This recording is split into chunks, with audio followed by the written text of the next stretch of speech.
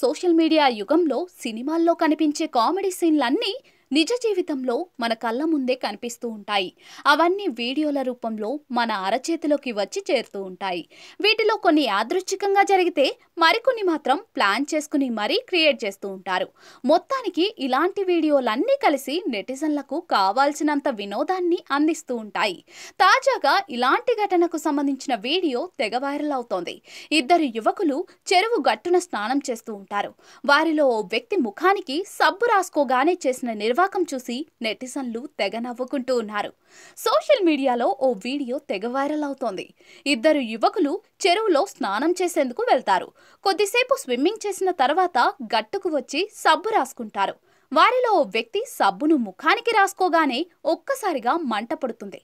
దీంతో కళ్ళు మూసుకొని నీటిలో దూకేందుకు ప్రయత్నిస్తాడు. ఇంతవరకు బాగానే ఉంది, కానీ ఇక్కడే తమాషా సంఘటన చోటు చేసుకుంది. చెరువు నీటిలోకి దూకాల్సిన యువకుడు కళ్ళు కనపడకపోవడంతో చెరువు గట్టుకు ఇటువైపు నేలపై దూకేస్తాడు. చేతులు చాపి నీళ్లలోకి దూకుతున్నాను అనుకుంటూ అచ్చం అలాగే నేలపై దూకేస్తాడు.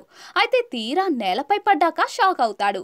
మళ్ళీ పైకి లేచి మరోసారి గట్టిగా అలాగే దూకేందుకు ప్రయత్నిస్తాడు. అయితే మళ్ళీ నేలపైనే పడతాడు. ఇలా కాదు అనుకుని దిశను కాస్త మార్చి మరోవైపు దూకుతాడు. అయితే మళ్ళీ నేలపై పడతాడు.